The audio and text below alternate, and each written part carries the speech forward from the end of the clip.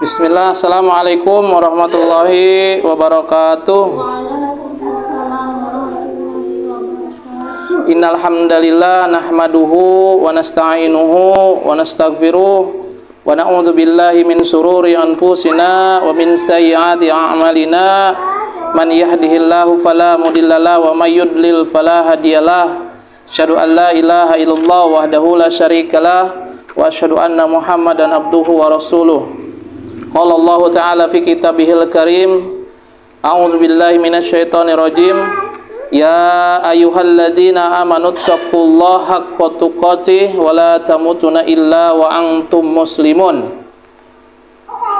Fa inna asdaqal hadits kitabullah wa khairal hadi hadi Muhammadin sallallahu alaihi wasallam wa syarrul umuri muhdatsatuha wa kullu muhdatsatin bid'ah wa kullu bid'atin dhalalah wa kulla dolalatin finnar. Segala puji bagi Allah Jalla Jalaluh yang dengan begitu banyaknya kenikmatan yang masih diberikan kepada kita sampai detik ini. Maka lagi-lagi saya akan terus mengingatkan buat diri saya pribadi, dan mudah-mudahan kita pun semuanya bisa mengingat terus dan bukan menjadi manusia pelupa akan nikmat yang Allah berikan kepada kita sampai detik ini. Di mana ada banyak manusia yang sudah lupa akan kenikmatan-kenikmatan yang Allah berikan kepada kita karena mereka berasumsi bahwa kenikmatan dari Allah itu hanya berupa harta atau hanya berupa sesuatu yang dia inginkan, kemudian dia mendapatkannya, baru dia merasakan bahwa itu adalah nikmat. Namun begitu banyak nikmat Allah yang mereka ingkari, seperti halnya yang setiap kali saya ingatkan bahwa nikmat Allah itu adalah bukan hanya berupa uang, bukan hanya berupa harta, bukan hanya sesuatu pencapaian yang dia inginkan kemudian dia dapatkan, tapi nikmat itu banyak sekali. Makanya kata Allah apa? Wa in ta'udu nikmatullah la tuhsuha. Dan jika engkau menghitung nikmatku, kata Allah, nikmat Allah, maka tidak akan mampu kita menghitungnya. Ya, coba saja hitung nikmat yang ada di dalam badan kita, mulai dari mata, hidung, semua yang ada di anggota badan kita, maka kita tidak akan mampu menghitungnya. Dari kita dilahirkan sampai detik ini, mata ini masih berfungsi. Itu baru mata.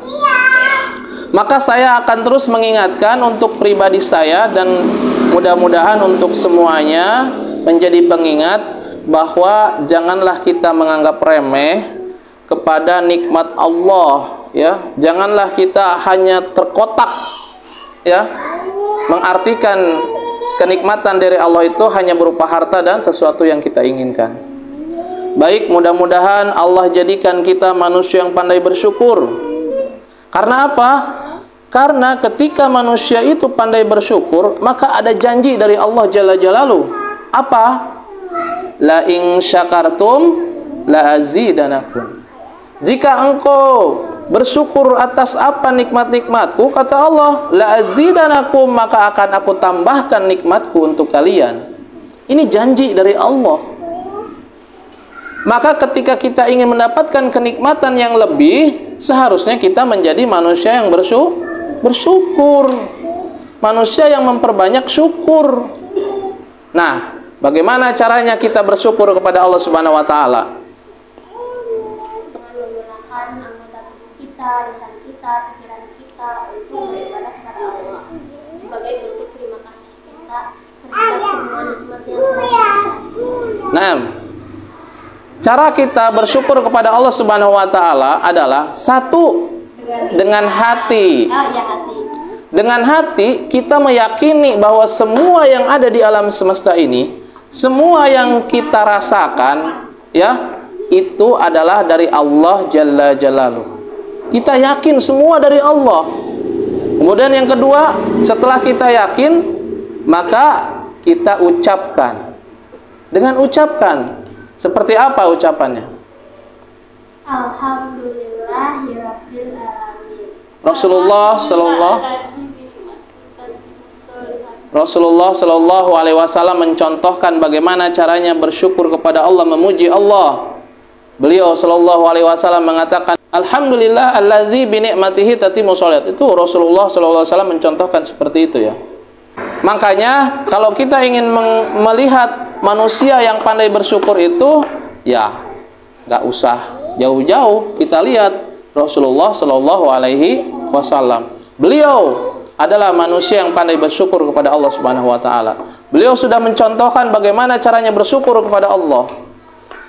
Nah, setelah kita mengucapkan memuji Allah, kemudian yang ketiga apa? Ketiga adalah menggunakan badan kita dengan melakukan amalan Baik. soleh.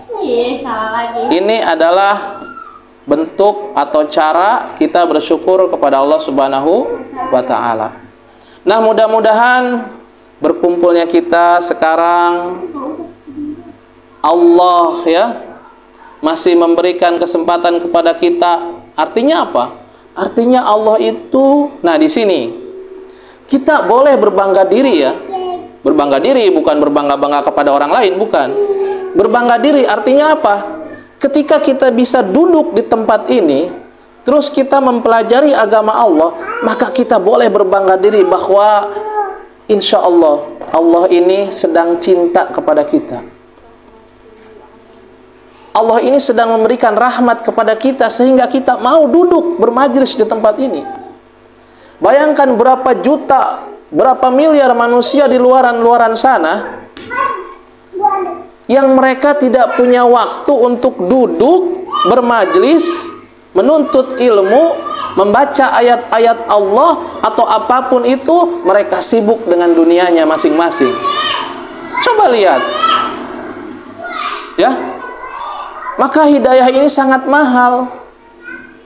Ketika kita dikumpulkan oleh Allah, kaki ini melangkah ke tempat ini, tangan ini membuka kitab Allah, mata ini melihat ayat-ayat Allah, mulut ini mengucapkan ayat-ayat Allah. Maka begitu besar nikmat yang Allah berikan kepada kita. Karena apa? Ketika kita membaca ayat-ayat Allah, apa kata Nabi?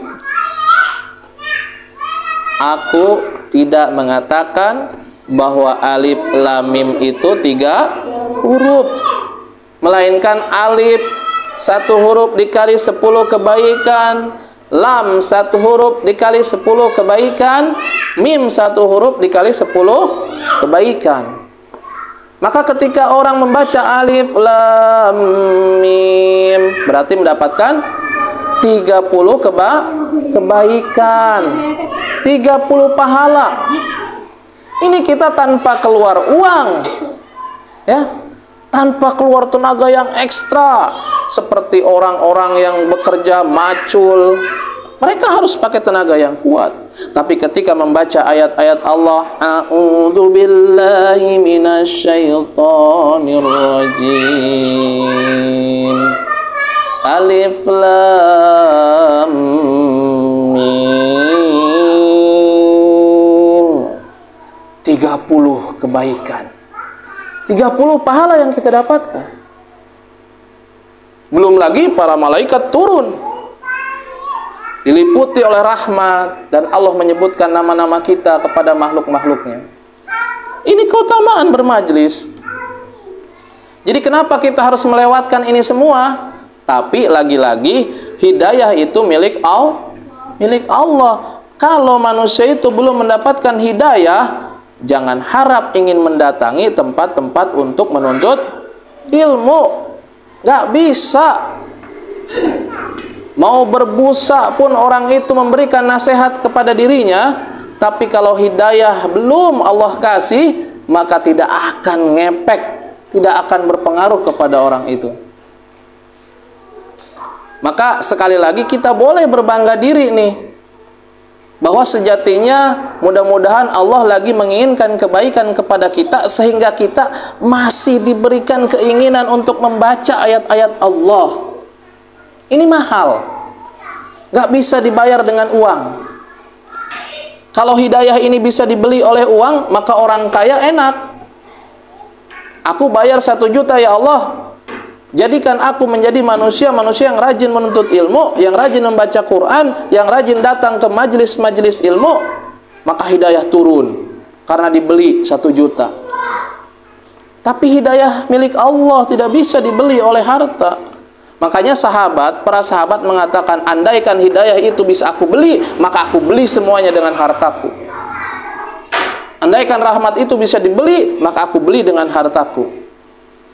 Ini mahal, jangan anggap sepele. Ya, makanya iblis akan selalu memberikan was-was kepada kita, sehingga kita ini bagaimana caranya agar kita menjadi malas untuk membaca ayat-ayat Allah. Maka beruntung ketika ada orang yang membuat kita menjadi membaca Al-Quran, ya beruntung. Alhamdulillah. Ya. Ada orang yang maksa kita, ayo baca. Kemudian kita baca. Ini beruntung sekali. Ya. Ini adalah fenomena yang sangat mahal sekali. Ya. Maka itulah surga. Surga itu tidak bisa didapat dengan cara yang leha-leha. Surga itu tidak bisa didapat dengan cara manusia menjalani kehidupan ini lalai sama Allah. Nggak bisa. Surga ini nggak bisa didapat sama orang-orang yang hanya memikirkan ya dunia. Nggak bisa. Surga itu mahal. Surga itu diliputi oleh hal-hal yang dibenci oleh nafsu. Dan neraka diliputi oleh hal-hal yang disukai oleh nafsu. Coba lihat, kita nonton Korea, nonton K-pop, itu kan disukai oleh nafsu. Apakah itu jalan ke surga? Gak bisa, itu jalan ke neraka. Kita nonton film, kita suka, nafsu kita suka. Tapi ketika Allah menyuruh baca ayat-ayatku, kata Allah, suka enggak? Enggak, nafsu kita menolak. Maka itulah surga, diliputi oleh hal-hal yang dibenci oleh nafsu. Neraka diliputi oleh hal-hal yang disuka oleh nafsu. Jadi terserah kita milih yang mana. Kalau kita mau surga, ya ayo jalankan apa yang Allah perintahkan, ikuti apa yang Nabi Muhammad SAW laksanakan. Gampang kok, tinggal ikuti Nabi Muhammad. Nabi kita, manusia yang Allah utus sebagai rahmatan lil alamin, manusia yang Allah utus untuk kita agar dicontoh, mulai dari perilakunya, ibadahnya, tutur katanya, akhlaknya, semuanya kita ikuti. Ya, masih ingat dengan ayatnya?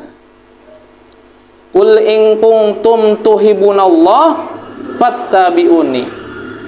Katakan, jika kalian mencintai Allah, fattabi'uni, kata Nabi, maka ikutilah aku. Yuhibbukumullah wa yaghfir lakum dzunubakum. Nah ini, Allah akan mencintai kalian dan Allah akan memaafkan dosa-dosa kalian. Lihat, ketika kita mengikuti Nabi, kata Allah, wa yaghfir lakum dzunubakum, dan aku akan ampuni kesalahan-kesalahan kalian, akan aku ampuni dosa-dosa kalian. Subhanallah. Kenapa kita jadi enggak mau mengikuti Nabi?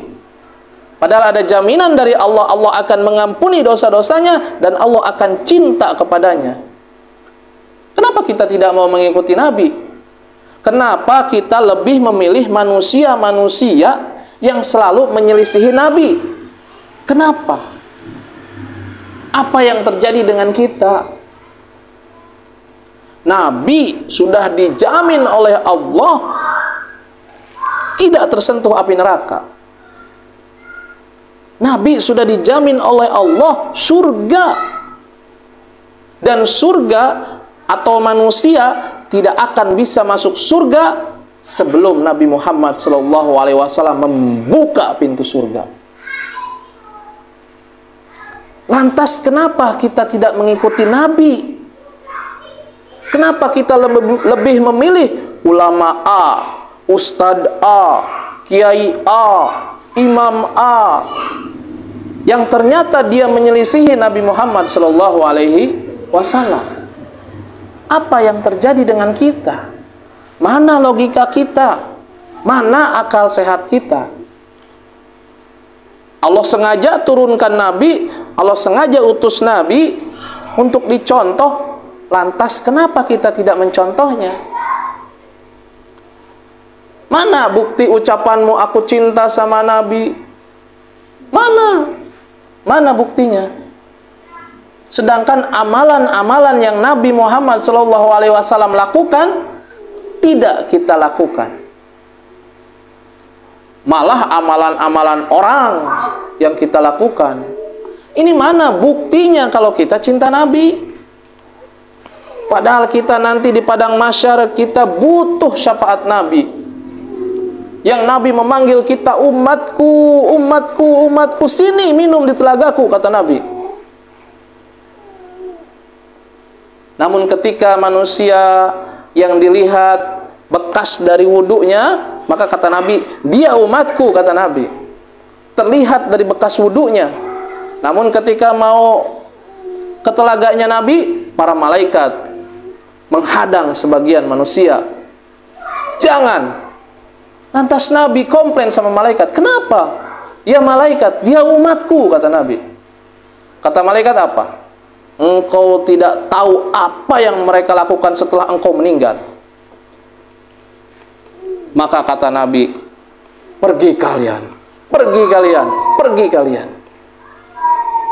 Itu konsekuensinya manusia yang ngomong cinta sama Nabi, tapi dia menyelisihi Nabi, tapi dia tidak mau ikut Nabi. Dia selalu berbeda dengan Nabi. Maka itu bukan pembuktian, itu namanya bohong. Na'udzubillah. Maka kita sedikit demi sedikit kita perdalami ya hadis-hadis Nabi, kehidupan Nabi. Siapa sih Nabi Muhammad SAW? Bagaimana sih beliau itu hidupnya? Bagaimana ibadahnya beliau? Bagaimana beliau taatnya sama Allah? Kita ikuti. Bagaimana akhlaknya beliau SAW? Kita ikuti. Apa perintah-perintah beliau? Kita ikuti. Apa larangan-larangan beliau? Kita jauhi. Maka kalau akidah kita mau baik, maka ikuti Nabi, maka baik akidah kita. Kalau kita takut sama Allah, ikuti Nabi. Karena Nabi Muhammad SAW adalah manusia yang paling takut sama Allah Jalla Jalaluhu. Ya, sekali lagi, boleh kita merasa berbangga diri ketika kita bisa hadir di tempat yang insya Allah Allah muliakan. Maka barang siapa yang melangkahkan kakinya ke tempat Allah untuk menuntut ilmu, maka akan aku mudahkan jalannya menuju surga. Ya, sekali lagi kita harus pandai-pandai bersyukur, mulai dari hal-hal yang kecil yang kita anggap itu bukan nikmat, yang sebagian banyak manusia menganggap itu bukan nikmat, maka kita harus mengatakan bahwa itu nikmat dari Allah. Bersyukur kepada Allah. Tidak akan bisa bersyukur dia kepada sesuatu yang banyak kalau dia tidak bersyukur kepada sesuatu yang sedikit. Itu Nabi yang mengatakan. Aku qouli hadza wa astaghfiru li wa lakum wa lisyairil muslimina wal muslimat astaghfiru innahu huwal ghafurur rahim. Wallahu a'lam bishawab. Subhanaka Allahumma wa bihamdika asyhadu an la ilaha illa anta astaghfiruka wa atubu ilaik. Assalamualaikum warahmatullahi wabarakatuh.